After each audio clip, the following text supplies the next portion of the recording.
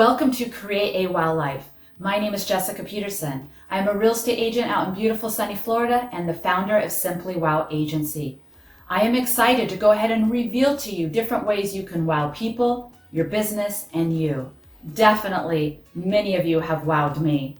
If I can connect you with the right people, resources, house, or business, let me know. Are you ready to create a wow life? Don't forget to subscribe, click on the bell for notifications. Let's go.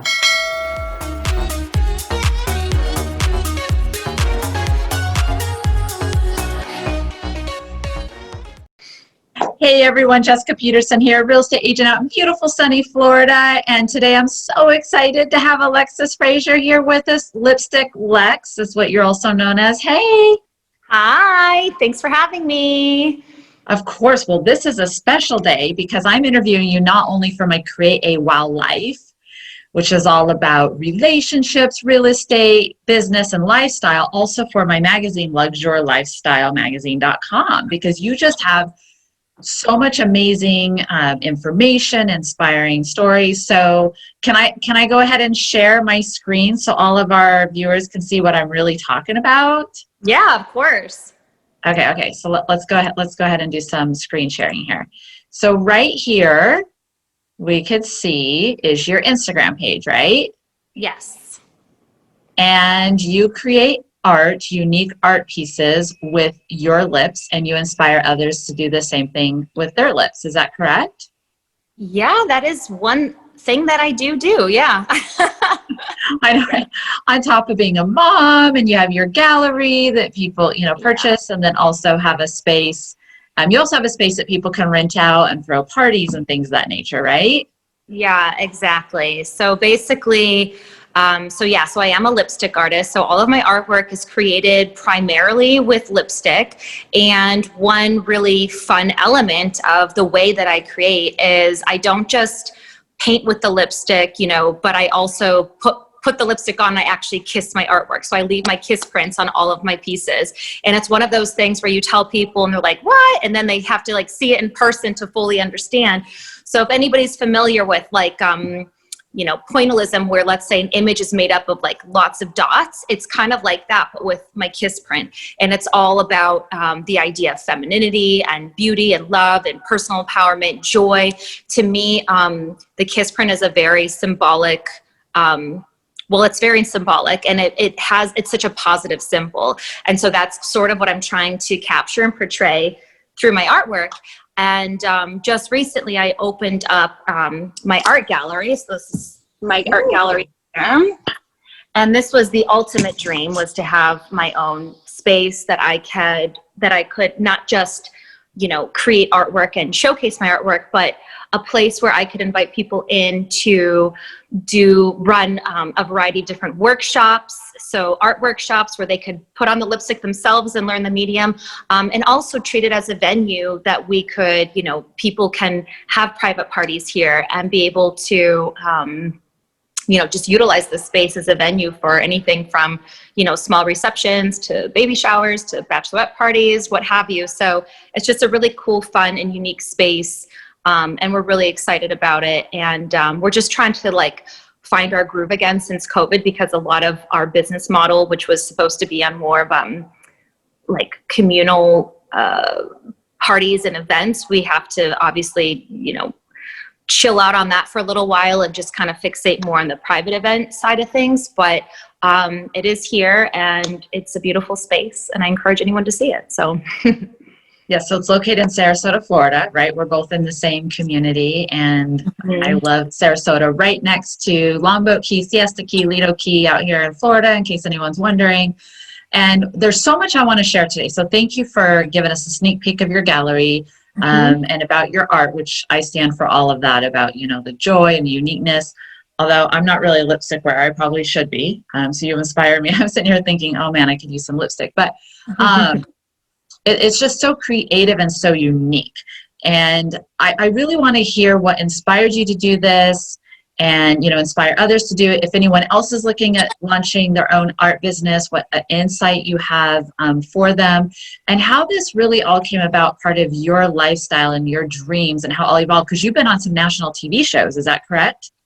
Yeah, I've gotten some pretty good press and publicity out of what I do, but to me, that's the key with. Oh, am I still here?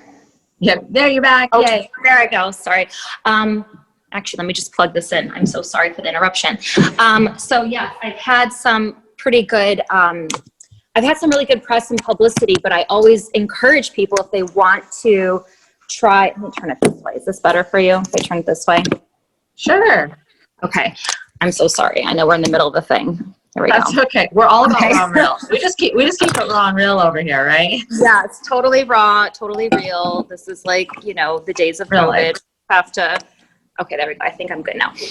So anyway, but I always encourage people you got to differentiate yourself. You got to differentiate yourself in order to be seen by, the publications and, the types of people that you want to notice your artwork. It really, really helps if you can do something to stand out. And essentially what inspired all of this was, go back a handful of years ago and right out of art school, I graduated in 2011 and I graduated in 2011, but it was like a 4-year journey of me trying to find my voice as an artist. I knew that I wanted to do my art for a living, but I was really adamant on trying to find something special, something different, something impactful. I love working with your traditional mediums and using traditional methods, trust me, but I knew that I wanted to stand out amongst the sea of artists. And so I was doing all kinds of crazy and outlandish artwork at the time. And my husband would just film it and we would put it onto YouTube to see what kind of reaction that we could get. And I actually credit finding my lipstick path because I was about to create a portrait of Marilyn Monroe at the time. And I wanted to create Marilyn in a way that was unconventional, but correlated with her. And so the idea of creating her with a feminine product like lipstick, just fire engine red lipstick and putting my actual kisses into the piece because she was so famously known for blowing her kisses and she was such a beauty, sex icon for the time. And so that's basically where the seed was planted. So I created this portrait of her and we posted it to YouTube and it took off. And it was actually really difficult for me to let go of all my other mediums and methods, but my husband, he's always been very supportive and very encouraging of me, throughout my art journey. And he was actually the one that pushed me into, he's like, Lex, you got to do the lipstick. People love it. It's different. There's a story behind it, and it can become anything you want it to become. And that's where over the course of time, I've really branded it into what it is now today. And where it does have such an emphasis on, all the things I was mentioning earlier, like love and self-love and joy and personal empowerment and just all those feel-good vibes. And that's really what it's all about. So, yeah. That's awesome. And it's not just females that you have, right? And you've also got the male demographic who love to come in and do the art as well. Is that correct? Yeah, I mean, so far with my workshops, it's pretty much been a female-focused audience. You can go to my analytics, and I think it's 81% female, and the rest is male. So I know I have a very female-focused audience, and I think that's okay. I don't think that. I think as somebody that's in any kind of entrepreneurial realm, you kind of have to niche yourself, and you have to have a target audience, right? And I just know because of the medium alone, it just attracts more women. And but I do have quite a gay following, so that's I feel like that's it's very fitting. They love it. They love the medium. They love what it emphasizes and what it expresses. And so I definitely have a very female, and I also have a gay following, and they're very devoted, and I love them all so very much. Okay, so I love that story. I didn't even know that story about your husband and you guys testing. And I really like that because I always say riches and niches, and anybody out there listening, you may go on that journey, and what really is your niche? What really is your thing, right? And I've always said, when you speak to everyone, you speak to no one. We're not here to serve everybody, right? I mean, we ultimately can. It doesn't mean that it's the right fit for both people. Right. So, that's why I'm doing Create a Wow Life. I mean, there may be some people who are like, well, we don't really resonate with this, and that's okay. And it's just about moving forward. And I really like how your husband was there. And so if anyone's listening, maybe they have a partner or a friend, listen, sometimes there's little messages, right, from them that are given to us to listen and give us that nudge to go the right direction.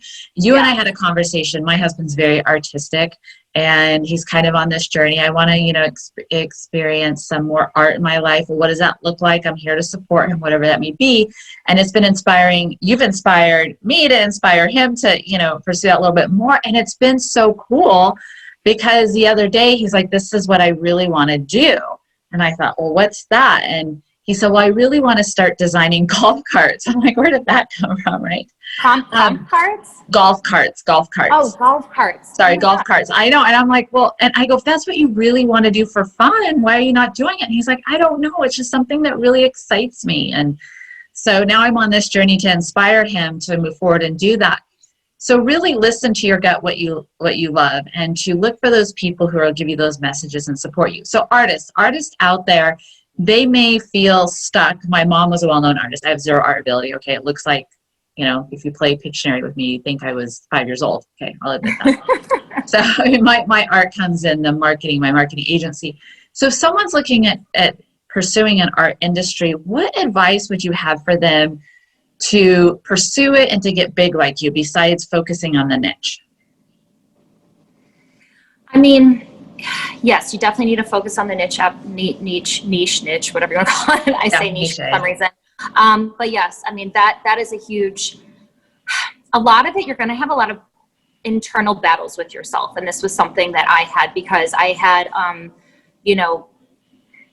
society tells you that, being an artist for a living is not a secure path. Okay. Yep. And they're not wrong. It's not incredibly secure. It takes a lot of work to get to a place where you do feel secure enough in what you're doing, when you are earning enough money. But to get there, it takes a lot of internal work. And when I say internal, like I'm talking about, like I'm journaling all the time, I'm meditating all the time, giving myself daily affirmations.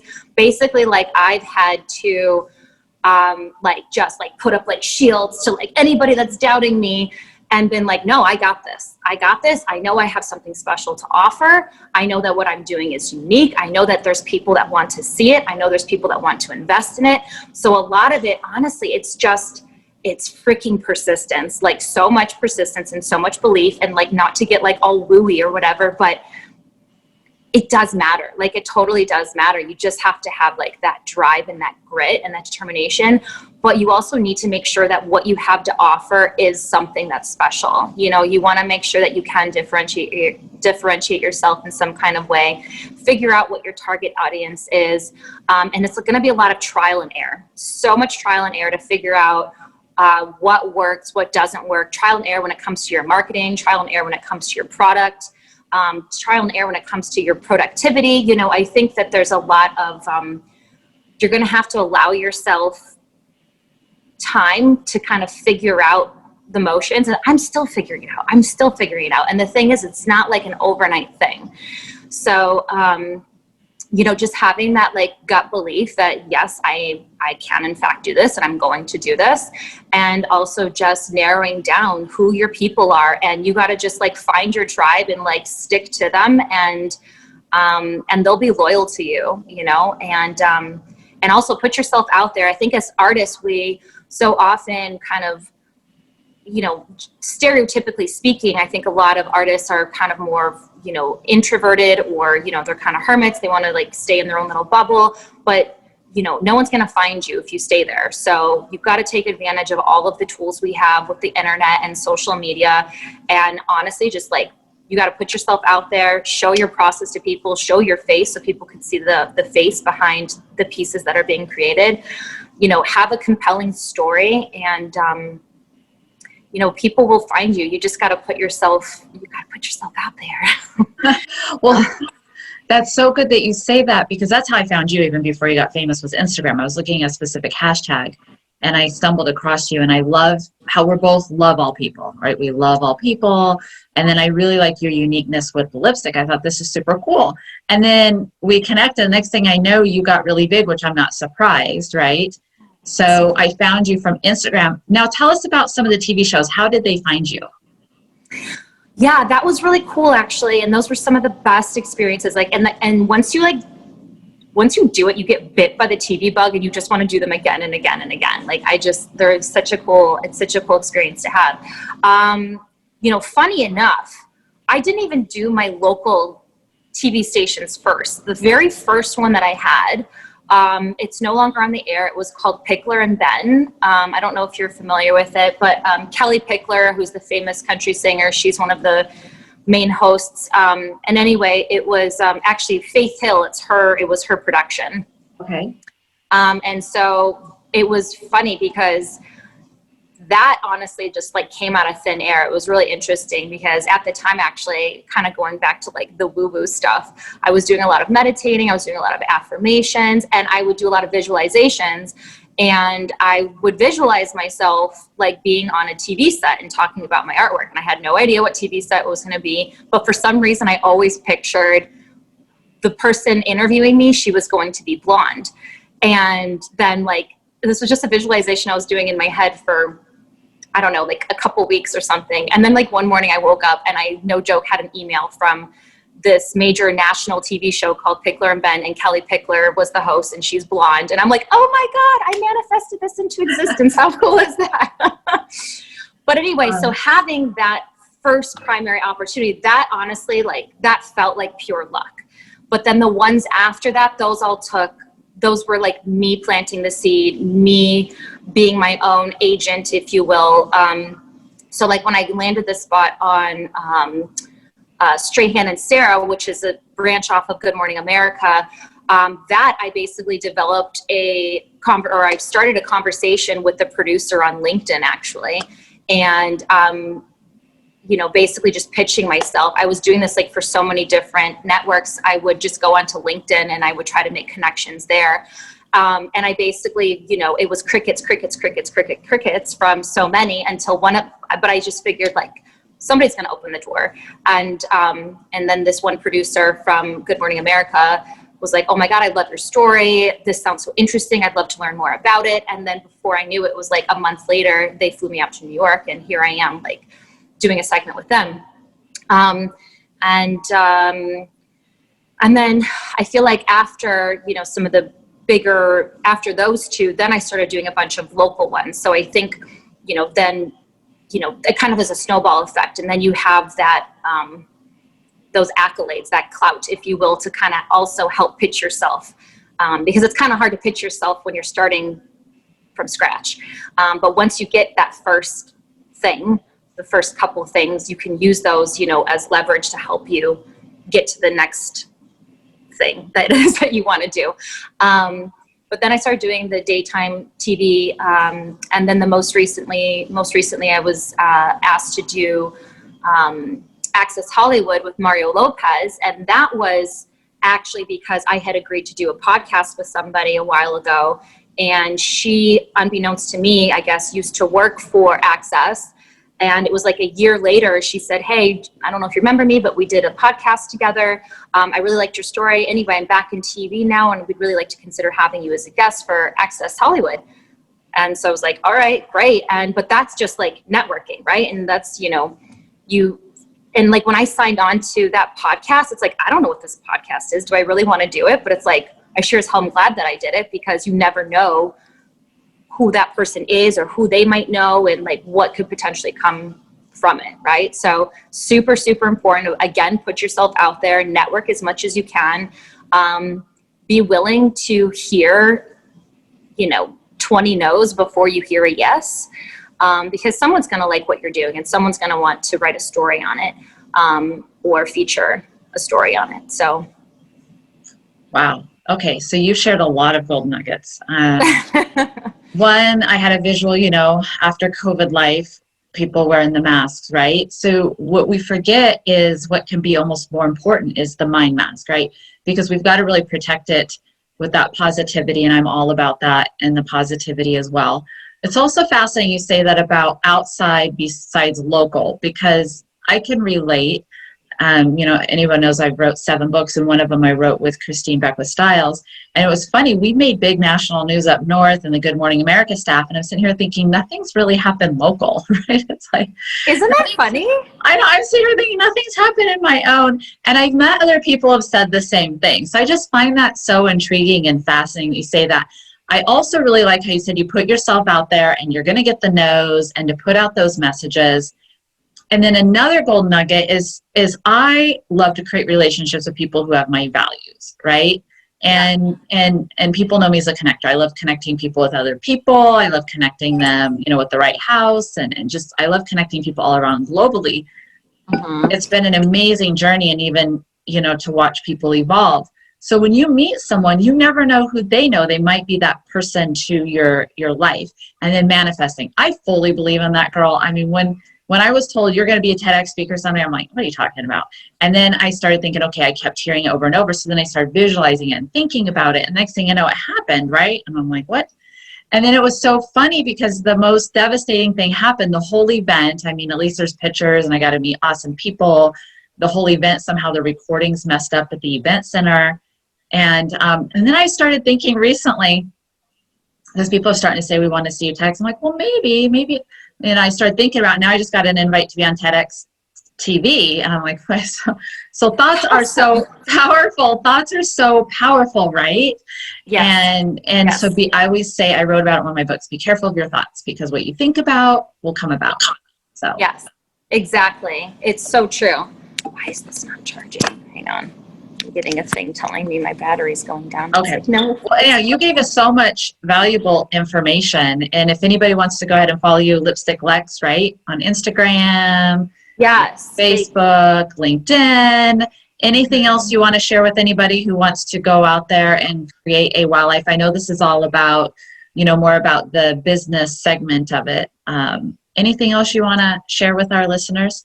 Yeah, I would also say that to kind of add on to what we were just talking about with, TV, I think that it's also, remember that writers, bloggers, people that write articles for magazines, newspapers, everyone's always looking for a story. So see like what kinds of publications resonate with you and what you're doing, and like what does that author that writes about, that writes the creative, section of the paper, whatever it is, kind of get like their style a little bit, maybe their feel a little bit, and pitch to them. Just write them an email,